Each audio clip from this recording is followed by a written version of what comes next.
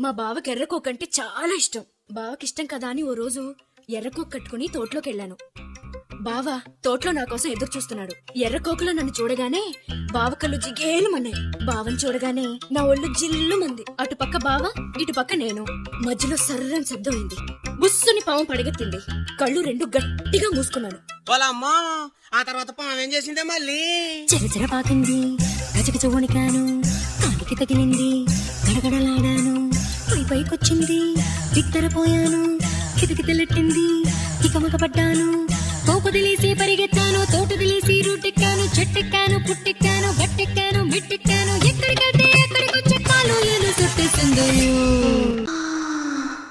hi hi hi hi hi అబ్బా నాకు